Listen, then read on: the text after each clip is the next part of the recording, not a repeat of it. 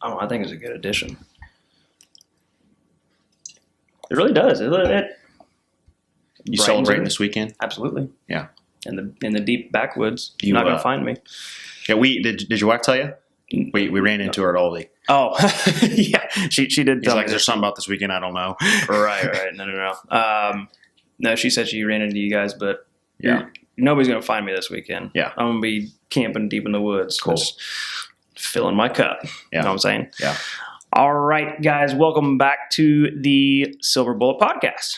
We are, fun fact, this is take 2 of our first episode because Unfortunately, we're still learning some of these tips and tricks as far as how this all works. So we're going to redo this because it needs to be solid. Yeah. And hopefully we've learned our last hard lesson.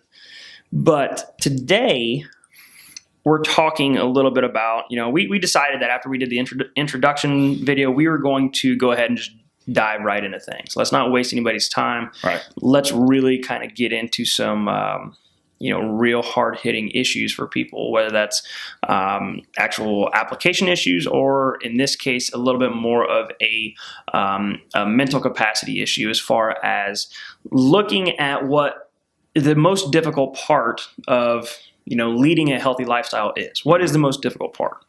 And it started back last week, a couple weeks ago. I overheard some people talking post, a class that we had in here, and they as members typically do. What are you eating? What are you guys doing this week? And what are you doing? This kind of stuff. And there was a newer member, so I swear, the hardest part about all of this is just eating right. Okay. Yeah. And she's not necessarily wrong to think that. I think there's plenty of people out there that would agree, wouldn't you? Yeah, I think just everyone's situation that they bring to the table is going to be a little bit different. For some, it's going to be, their limiting factor will be food. Others, it's going to be being able to work out in a facility or at home continuously. So there's all kinds of things that individuals will bring to the table. But nutrition is definitely one of the components that will keep an individual from results. And so a lot of people will, definitely jump on that wagon. Right. Nutrition is one of the hardest things to do as far as leading a healthy lifestyle. Many people tell you just the exercise itself is the hardest part. Mm-hmm. Maybe just walking through the door of your gym is the biggest victory you could have, because you know what's about to happen. Maybe sleep is the hardest thing. Okay. And that brought up the question, between me and you, what do you think is the hardest part about this health and fitness lifestyle? Because I have my answer, and I think it's radically different than what most people would think. For sure. So what would you think your answer would be? Not trying to lead me into my answer, because I know obviously we've already had this conversation. Yeah, I think the most difficult thing personally, just with my experience with talking with many individuals, whether it be personal training clients in this group setting or just individuals, family, whatever, is having the right information and then also being able to apply it and having like-minded individuals, sure. A community that will support you. So that's kind of my 2 cents. And that'd be a fun rabbit hole to go down to, because we all know that there's so much information out there, but what is useful, what is crap, and what's useful for me. Right. I mean, that's the entire essence of this podcast. For sure. It's the whole reason we came up with this thing. So we identified a problem, and we think this is our version of the solution. Yeah. So let me tell you what I believe to be the hardest part about all of this. Yeah. Okay. It has nothing to do with eating right. Eating right is easy for a little while. Yeah. Exercise itself is easy for a little while. It's really easy to get amped up for a workout. Well, and those things, they should be easy. The last 50 or 60 years, we've made them impossible. For sure. Keeping somebody accountable like a workout partner is easy for a little while. The most difficult part about health and fitness is developing consistency. Yeah. That is the hardest part. I agree with that. Bar none. And here's why.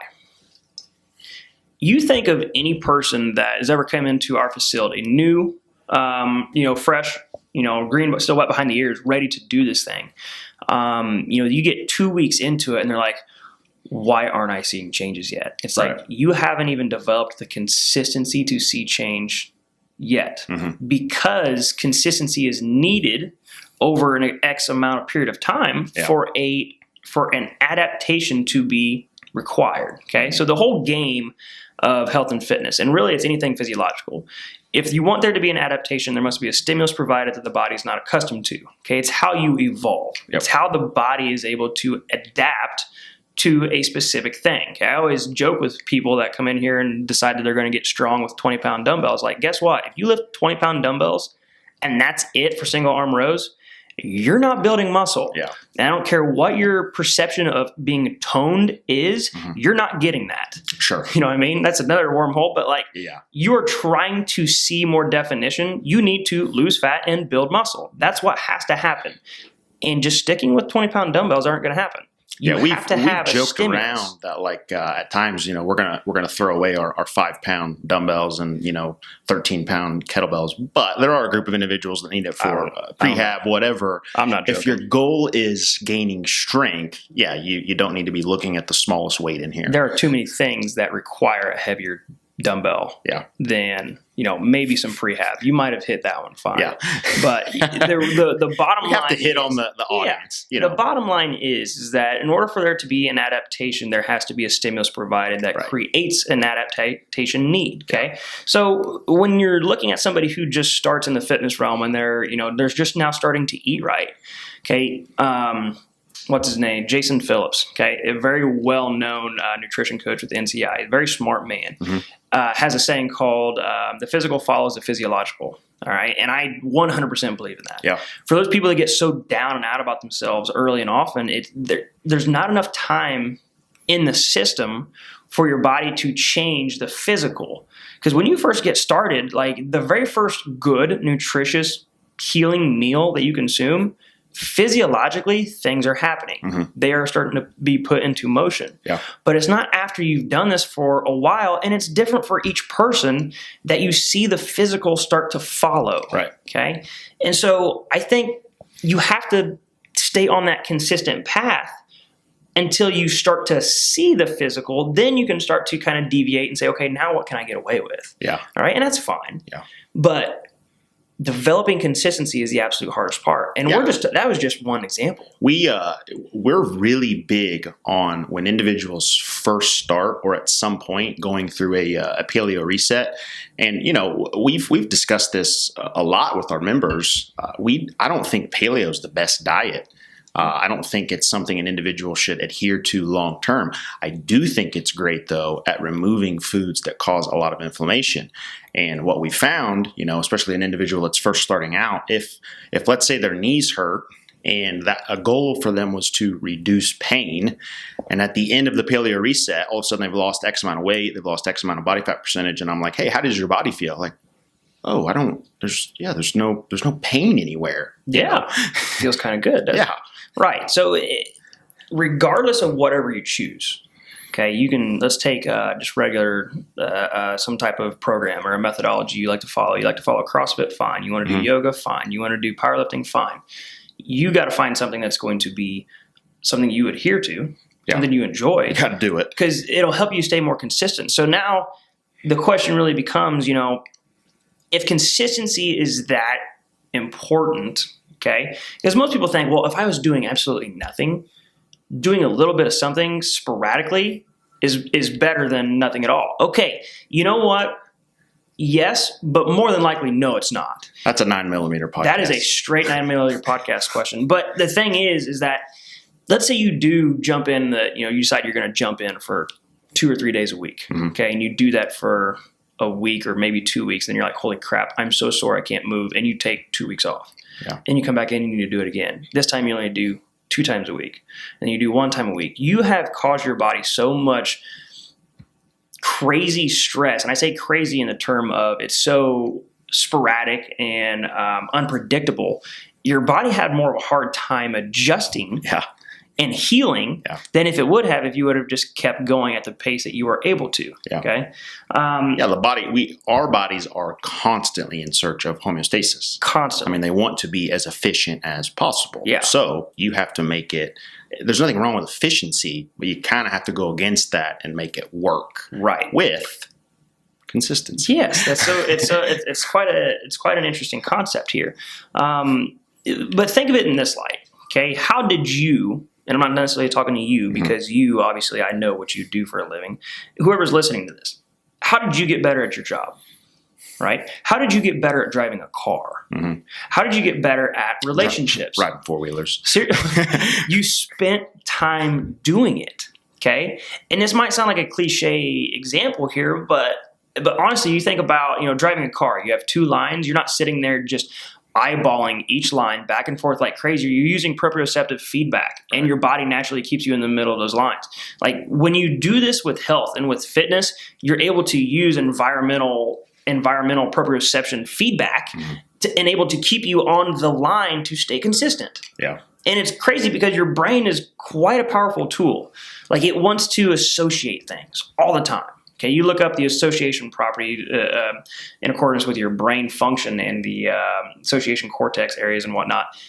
Like your brain, when you do something, okay, let's say, and this can be in a negative light too, but we'll this is why we're not going to get down a rabbit hole, but why so many drugs are as addictive as they are. Sure. Because of what it causes for the brain and for the body, the association there. Right. This is good. Yeah, seriously. And we definitely don't want to get down in that rabbit hole. Yeah. But let's say, here's a perfect example. Somebody that changes their eating habits. Let's say they're going, they got body fat to lose, but the number one thing they got to lose at the start, say you're working with them, you're like, we got to get your inflammation under control. All right. And they start consuming foods that are meant for healing properties or getting away from refined sugars, refined flours, and anything that is crazily inflammation ridden, anything that spikes their blood sugar, like all that good stuff. And let's say they do that for a week, 10 days, and all of a sudden that physical starts to follow the physiological and they can spin their wedding ring. Okay. Some people will know that motor control right there, that habit of actually doing that and realize this is a good thing. Right. We like doing this. I didn't know that was an issue until she was pregnant with our first son. If people can't spend their and as her pregnancy continued to go on, she was like, I cannot wear my wedding band or my engagement ring anymore. I'm like, what's the deal? What are you talking about? Yeah, I work with plenty of people who that's one of the things. They're like, I can't even spin my wedding ring. Yeah. Okay. But anyway, so you get to the point where all the good things happen. They can start to spin their wedding ring, or their joints start to feel better. They're able to go throughout the day without slamming ibuprofen, and they're like, this is good. Your brain will associate whatever you have been doing that's created this good feeling as a good thing. And so when you have the ability to make a choice in the future, your body will send more aggressive signals towards those good things that created this habitat that we enjoy. That way I'm working with somebody right now who's getting ready to go into into more of an extreme cut to get to a specific lean state for a small period of time. Okay, it's just part of the goal she has. Right. And she's getting ready to go on vacation. Like it's almost July 4th weekend. We're all going to go do things. Like one of the things that she's going to have to deal with is the fact that she feels great right now, and she's going to have to weigh that against going and walking on the boardwalk with her family or along all the ice cream shops. And the only thing that I can do as a coach is say, hey, think of the motor control, that's the signals that are going to be sent to you, because you know exactly what's going to happen if you consume that and your sweets or whatnot, and the inflammation comes up. One, you're just going to be extremely ticked off of yourself. Right. But two, you're going to feel horrible. Your joints are going to swell, and you're probably going to start retaining body water as a counterproductive or as a preservation method. Yeah. And all of a sudden you're going to balloon up in a matter of 24 hours because of how aggressive we have been leading up to this moment. And so now we are relying basically on all of the good things that she's been doing to help reduce the inflammation, promote her healing, and get her to where she is right now. And I think she's going to be fine. Yeah. I really do. Yeah. And it's because the past 7-8 weeks, she has been one of the most consistent nutrition clients I've ever had. And it's impressive. Yeah. But that's coming back to a straight association complex with just promoting consistency. Right. We would be, we would feel bad if we didn't mention this. It's easy to continue to be consistent when you're seeing results. Absolutely. It's difficult when you're not. So that's perfect. That's a perfect segue into the next, little piece of this. If you were, let's say at the beginning of the year, you created a goal, whatever the goal is, and you want to deadlift X amount by this day, or you want to be pain-free this day, or whatever. What would be the biggest or most common disruptance?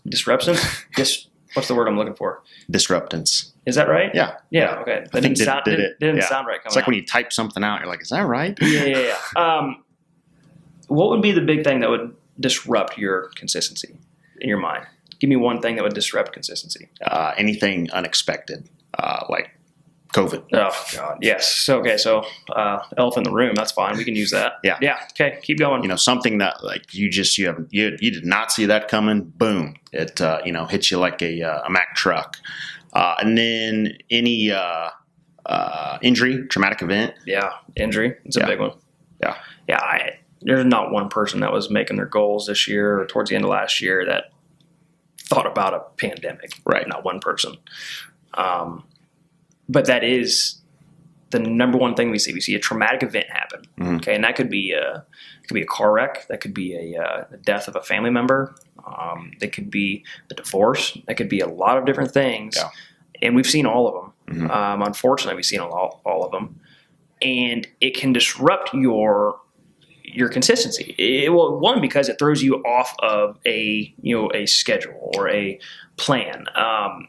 Yeah, like you were saying earlier, like you're on that road, you're on the path, got your blinders on. Yeah, and you're motivated, and you're feeling good, and all of a sudden, smack, you're stuck in your house. Yeah, you got furloughed. So then what?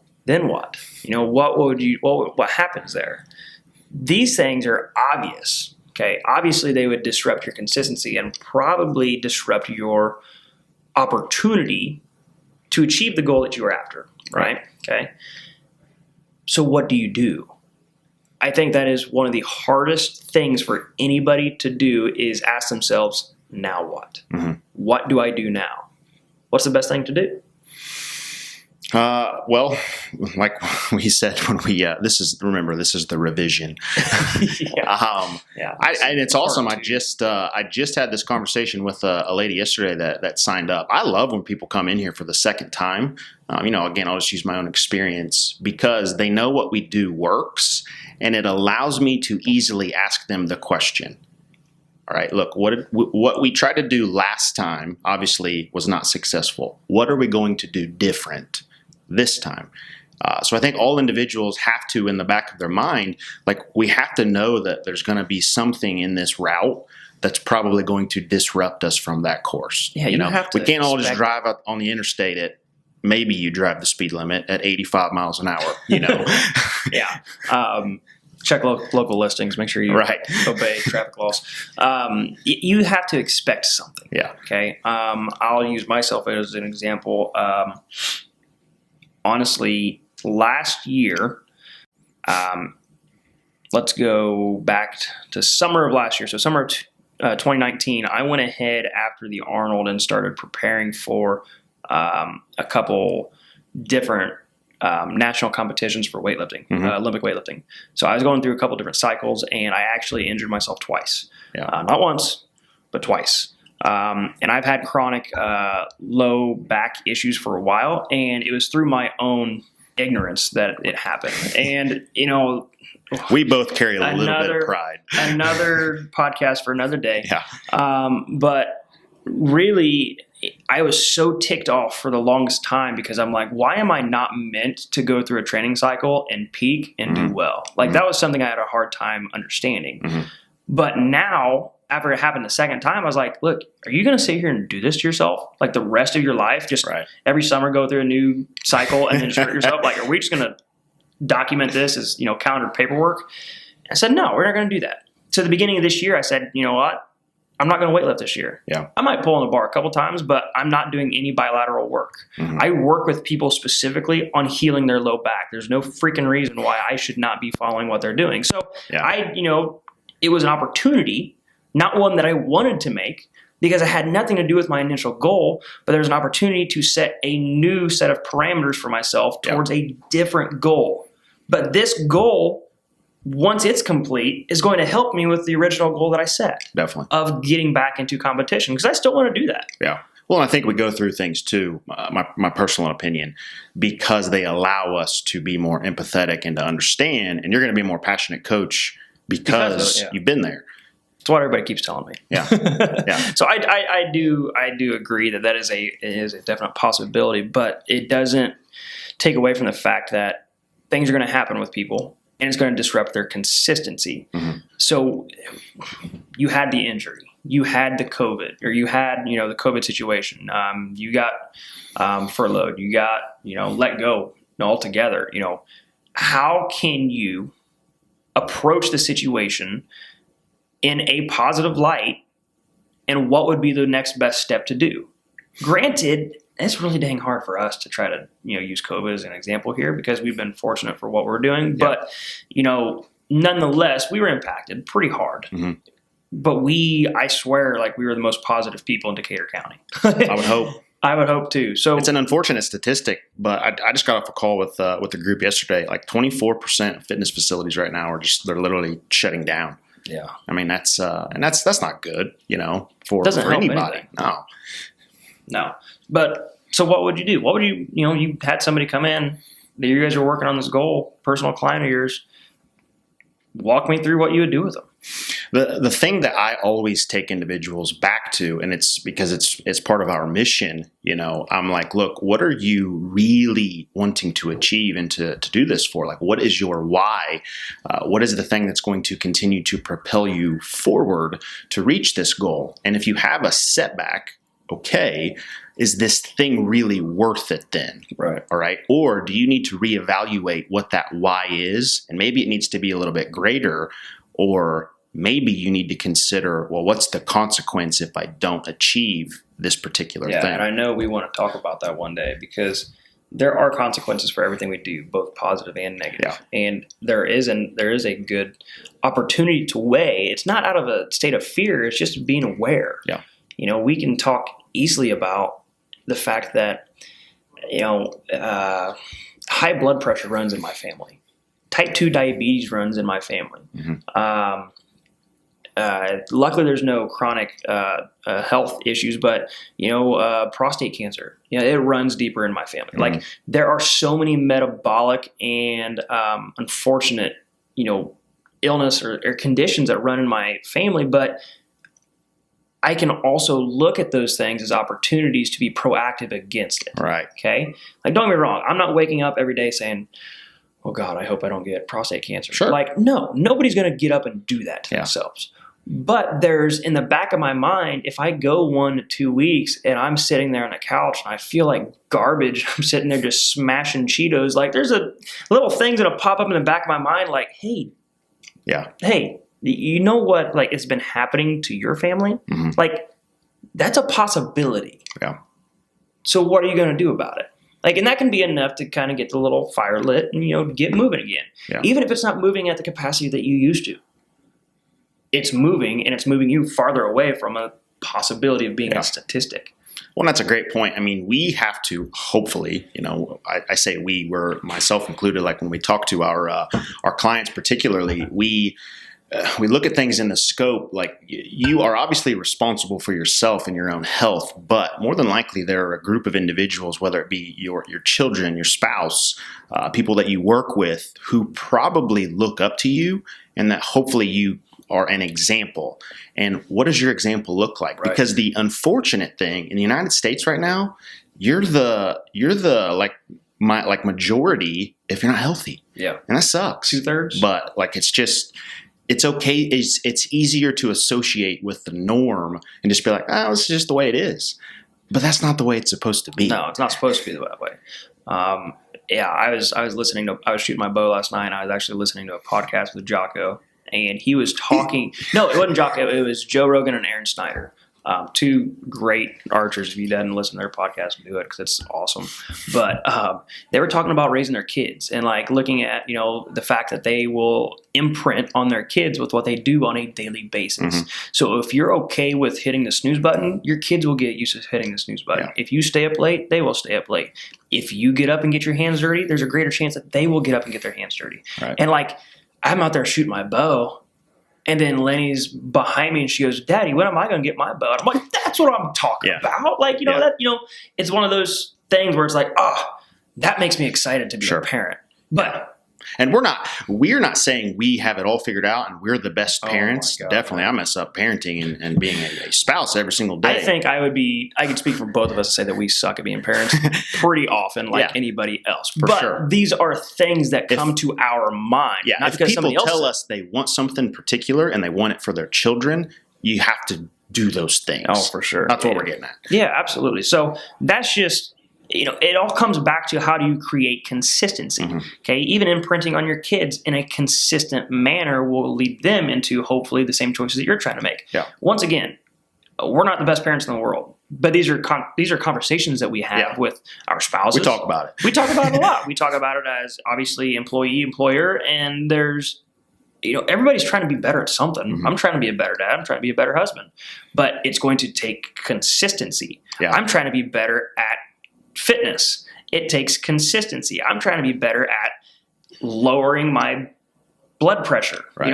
That takes consistency. I think the understanding too, and again, this is probably something we'll talk about. The understanding that you want to get better means you're not the best. Because once you think that, like, well, you've reached the ceiling. There's no room for improvement. No. And good grief, there's a reason why we listen to other people podcasts. Yeah. We refer to other people. We quote other people. Like, it's not because we came up with all of it. It's just this is who we go to for information. And this is who we've confided in. This is who we trust. So the underlying question is always going to be, how in the world can I create consistency? So how's an individual able to start creating consistency? That's what I just asked. What are you supposed to do as far as walk somebody through? Hey, this is how you really focus on doing this. Because maybe that's not realistic. There are more actions and words that can help you with consistency than just listening to people say, create motivation for you. Right. Okay. I do not like that word. Yeah. I get it. I get it. That's a 9mm that we'll do here really soon, I'm sure. Motivation is intrinsic in nature. Okay? You create it, right? That's something that you deep down, there's a reason. And it goes back to just what you were saying. That there is a possibility of a consequence or something. And it's not necessarily always a possibility of negative health. Like your goal could be take weightlifting. Okay. Yeah. My goal is to total 300 at my competition. Okay. There's a possibility if I don't stay consistent on my program that I won't even get close. There's a possibility that I bomb on a platform. Like those are possibilities, and you have to be okay with the possibility. Yeah. That's the hard part. Yeah. And for me personally, I hate the idea of, not doing something that I said I was going to do. I know you're smiling at me because this is a perfect example. Monday, I had absolutely no reason in the world, but instead I talked about it a couple times. I told Bryce, I said, I think I'm going to set the clock for half an hour and just see how many comes up with these nonsense. See how many lunges I could do. Yeah. Just to see how I could do it. Sure. 10 minutes in, it hurts. Yeah. And I'm like, well, I can't stop. Yeah. Like I can't stop now. And then when people ask me, hey, how it went, I just quit. And I'd be like, there's no way. Yeah. So then there was a mind shift at 10 minutes. It was, all right, let's go into this. And then at 10:01, it was, I wonder what I can do. Yeah. I wonder if I go ahead and just apply myself for the next 20 minutes, what could happen? It is Wednesday right now. I can't walk. Yeah. I'm hurting. Sure. And I enjoy what happened because it was a celebration of what my body could do in that moment. Yeah. Not a punishment for something that I did earlier. I really wanted to see what my body was capable of in a healthy manner. And I'll never do it again. Right. But I tell you what, I'm proud of it. Yeah. Okay. And I think for consistency, we're talking about like these things that apply to our own personal workouts and nutrition and everything. But for a lot of individuals, more than likely listening or watching, it might just mean like in a given day, what is the biggest thing that's holding you back right now? Right. It could be hitting the snooze button. So how about in a week's time, like we try to consistently, as soon as that alarm goes off, just get out of bed. Yeah. And then build some victories. Work on the next thing. Work on the next thing. It basically came back to the idea that I have to be okay with the possibility of doing not what I said that I am going to do. You created your goal. You tell me that's exactly what you want, and here's why. Yeah. Now, if it doesn't happen, you have to be okay with that. Okay, and that's a part of consistency. Yeah. It's not easy, but it is that simple. Sure. So at that 10-minute mark, that's where it came in. It was like, you started this. You have to be okay with telling people that you quit. Yeah. That you couldn't take it. Yeah. And then somebody else later in the week, they're, I'm going to do it. And they do it. They make you look like an idiot. Okay. So I did it. That's fine. It hurt, but I'm happy that I did it because I won that mental victory today. And that goes back into just the creating consistency in addition with understanding your why. You know what I mean? Because in my mind, it was an easy way. You know, there was no, hey, if you don't do these lunges, there's a possibility you're going to get type 2 diabetes. It wasn't that.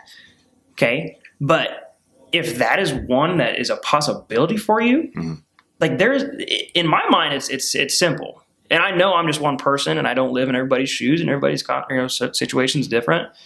But if you look back into the possibility, I think it can be really easy to make consistent decisions. Yeah. Well, and if you are able to, you had a mindset shift in that moment, like that will help you in other areas of life. You know, let's make no mistake about it. I didn't want to, right, at all. You will be able to make better decisions and be more consistent in all other areas because you are also developing discipline, which is a word we're big on. Yeah, and there's a lot of the more that you spend time with somebody that lives in that environment that's so positive that it's almost disgusting. Yeah, like who's so about your wins on the day from a mental standpoint, you'd be so surprised at how much that carries over. Like any of the people I follow on social media anymore, like there's a good chance if I don't follow you on social media and I did at one point, it's because you're too negative for me. Like I'm done. I'm not going to handle it. Yeah. Like I only follow the people that are so uplifting and enriching that can make my life better. Yeah. That can spill over into other areas. And, you can get as serious as you want. Like, you can go follow Tony Robbins. That's great. But I'm following David Goggins. I'm following Jocko Willink. I'm following Cameron Hanes. I'm following Joe Rogan to an extent. Like, I'm following these people that literally have no time for your BS. Yeah. Like, they don't hang out with people who restart on Mondays. Yeah. Love that. Yeah. Love when people do that. It's just, it is a total application of your time and choosing where your time goes that can promote your consistency. Yeah. So, a couple other ways as far as creating consistency, and here's an excellent example of something called chain linking. Okay, I'm gonna run you through a situation. Let's do it. All right. Let's say you get home at night. Let's say it's around 6:30. Kids are still up. Okay, there's dinner. You got to cook, make dinner. You sit down, eat as a family. As soon as dinner's over, okay, you clean the table. Since you're in the kitchen, you're going to go ahead and prep and make your food for the next day. You're going to set it in containers. While you're at it, you might as well make your kids' food for daycare the next day. That's fine. Go ahead and make theirs. Put it in there. If you're somebody who takes any kind of shake or any kind of supplement, you get those ready. You fill it up. You put the lid on it. Make sure you got your little wire ball in there, little blender ball, and you set it all there. It's all ready for you. It's in sight. It is on the counter in the kitchen. You can't forget it. So you go after that. You go upstairs. You get ready for the next day. You set your clothes out. You get your workout T-shirt out. Okay, you get everything that you need. You get your socks. You get your shorts. Whatever. You brush your teeth. You set your alarm for tomorrow. You go to bed. Yeah. Okay. When that alarm goes off and you get out of bed, guess what's the first thing you're going to see? All of your workout clothes sitting there inside of your bedroom. Right. They are out there in plain sight. You have no choice but to consciously avoid putting them on. Okay. When you go downstairs after you finish getting everything done in the bathroom, guess where you usually go first? You go in the kitchen. Guess what is out in plain sight for you to see? You see your lunchbox. It has all of your workout shakes in it. It has your food prepped and ready to go for that day. This is something called chain linking. Okay. And I basically just ran you through my daily life in the evenings. Yeah. Prepare to win. It's preparedness. Yeah. Okay. You are preparing to win the next day. Yeah. Before the first day is ended. Yeah, I would like to know when that begins. Honestly, like my wife knows by now, but my mom will even joke. She was like, "Look, you were just weird as a kid. You got up, made your bed. I don't have to tell you. You'd have your clothes laid out like in the morning." She's like, "Your brother and sister, no, but it's just how I am." Yeah, and it's weird though because it works. Yeah, and it works a lot. Okay, you ask anybody who's even remotely successful, who has a busy life, okay, and doesn't just have to get up whenever they want and leisurely, get their stuff together. Like, they're prepared. Yeah. All right. And you don't have to think about it as such a specific, like you open their fridge and there's nothing but Pyrex containers everywhere. It's not. It doesn't have to be that. It doesn't look like Pinterest. It really doesn't. Okay. It just needs to be small steps. Yeah. And that's all that it is. Yeah. Okay. It could be as simple as, hey, setting your workout book on your computer. If you know there's somebody who works all the time and can't get away from your computer to go do things, especially now if you're working from home, set it on your computer. Okay, it's a visual stimulus that will set you up for having to consciously make the decision not to go do what this thing is visually telling me I should do. Right.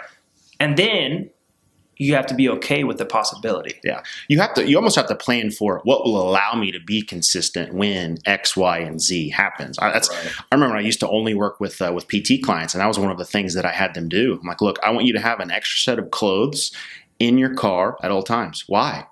Because one of these days you're not going to be prepared and you're not going to miss a workout because of it.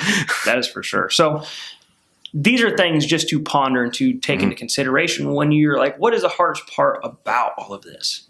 And really, in my mind, it is creating consistency, because consistency over time yields the results. Yeah. There's a reason why that 80-year-old lady who's working out in your gym looks so freaking great right now. It's because she's been doing it for a long time. Yeah. There's an excellent chance of that, okay?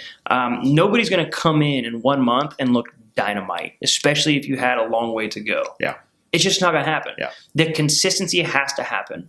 And if you look at somebody who's been in a gym for over 4 years or 5 years at a time, and they're still the exact same, I'd be willing to put money on it that they were not consistent enough when it counted. Yeah. We say that's they're here to party.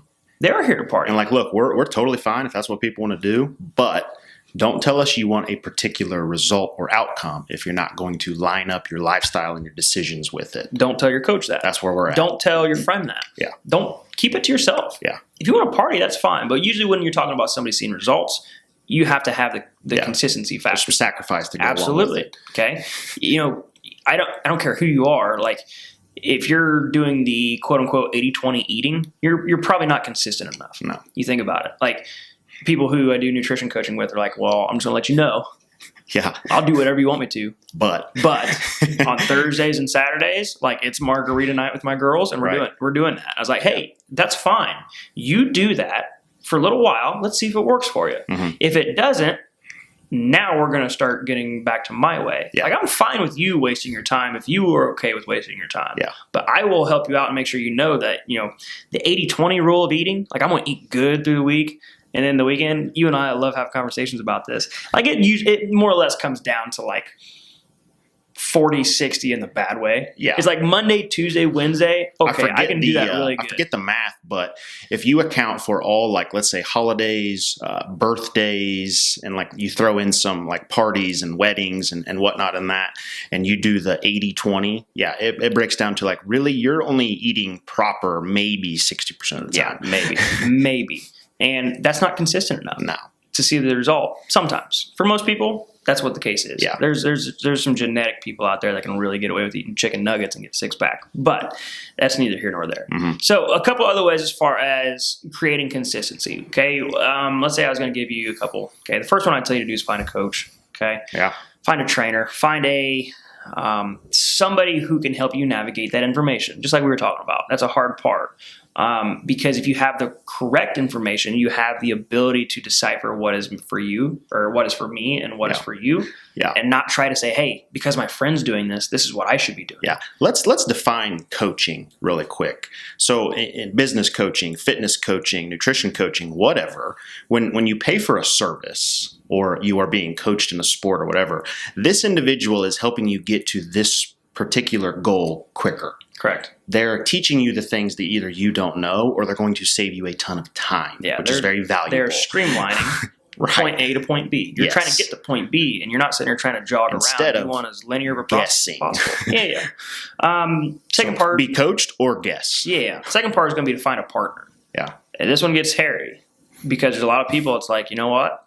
You my friend. You should come work out with me. That'd be fun. Here's a problem. Or you find a partner because you want to feel better about yourself and you pick the person that just allows you to lift your ego because, man, I'm just killing them in everything that we do. And we bring that up because we see it. Yeah, not necessarily so much in here in our group settings, but I've been a part of a ton of facilities or just worked out in places where I'm like, that relationship over there, that's not really working out. I used to watch somebody at school, at college, the exact same thing. Like they were always in there together. Dude would just demolish this dude. Yeah. And it was like the bulldog and the little itty bitty, the yipper dog in the cartoon you're talking about. That's like what it was. Like good for that dude. He was probably learning a lot and would probably crush that dude now. Yeah. But like that happens a lot. Yeah. But finding a partner is huge because you need the person who's going to tell you the things you need to hear, not the things that you want to hear. Yeah. And that happens on a daily basis a lot. Mm-hmm. Like, hey, I know you got a lot going on. I'm sorry to hear that. Like, let's just take it easy today. We'll pick up tomorrow. Like, if you did that to me, if I came and said, hey, I'm having a pretty rough day today, and you didn't tell me to pull my head out of my butt, we got stuff to do, like, you're fired. Like, fired. Yeah. Okay? Yeah. So find a partner. Yeah. They will help you stay consistent. They'll help you get to your goals. Sure. I quoted on it earlier. I touched on it earlier. Find a program you enjoy. Yeah. Don't be doing no high intensity barbell stuff if you don't like touching a barbell. Yeah. Okay. If you don't like doing yoga, quit stretching. Okay. I love it when people anywhere you'll sit down with them like, so what are you doing to reach your goals? Well, I go out and run a few times a week and I'm like, well, do you like running? No, I hate it. I'm like, all right. Or the flip of that is let's say someone really loves running and they're coming in and they're like, yeah, I've been doing this like high intensity stuff and it's just killing me. And I'm like, well, do you enjoy that? No, not at all. Find something that's going to continue or allow you to, enjoy the process. And find somebody who offers that. Yeah. It might not be us. Sure. It might be on your own. Yeah. Like figure out what that is and do that because you have a better chance that way. Yeah. At staying consistent. Yeah. And then the last part is going to be, back to kind of navigating as far as the information. You have to connect the dots of what makes sense for you. Okay. If, powerlifting makes sense for you and also chain linking your stuff at night in order to make sure you get to your workout the next day, if that makes sense for you, do it. Mm-hmm. But also know that, Weight Watchers might be working for your grandmother down the street, but it's not helping you recover and you're sick all the time. You need to understand what dots work for you and connect that so that way you have an understanding that says, you know what? I am confident in what I am doing. Yeah. That confidence will help you stay more consistent. If you're not confident in what you're doing, you're screwed. Yeah, that's the problem with this isn't a bash against Google. It's the problem with any search or don't do browser that. They'll probably delete us out there. It's like, you type this thing in, but if you're constantly hopping between programs and diets and whatever, you might be consistent in the process of exercise or eating right, but you're definitely not going to see results. Absolutely. What else? You got anything else to add? As far as being able to stay more consistent, I always constantly just go back to that because it's how I think. So again, it's my own personal experience. But if I have a particular goal, that goal needs to be lofty. I need to understand there's going to be some things along the way. I need to perceive that there will be things that throw me off course and then try to allot for that. But then also well, again, what happens if I don't reach that? Right. And are you okay with it? Yeah. No, I'm not. Yeah. Yeah. Type A personalities. That's usually what happens. So, that is, in my mind, the hardest part about health and fitness. Mm-hmm. Okay. You want to lose body fat, you got to be consistent. Yeah. You want to gain strength, you got to be consistent. Yeah. You want to get off your medication, you're going to have to be consistent. All of these things that we talk about, you want to imprint on your children to do something different than what your family does, you're going to have to be consistent. Yeah. You apply this anywhere. You want to get a promotion, you're going to have to be consistent. Okay. You want, that was a plug right there. So basically, it's the hardest part of anything to do with life. If you want to be successful in any specific area, create the consistency. Yeah. And there are ways to do that, and there are people to do that with, but you have to be very selective. Yeah. Not just with the people that you call friends. Yeah. That's pretty good. That's a pretty good podcast. I like that one. Yeah. That was good. Let's put it out there. Let's put it out there, guys. Thank you so much for tuning in, watching us on YouTube. You can go ahead and follow us on Facebook. We're live there, Silver Bullet Podcast. We are on Instagram at the Silver Bullet Podcast as well. Hey, have a happy 4th. Have a great 4th of July. Celebrate safely. our freedom. Safely, absolutely.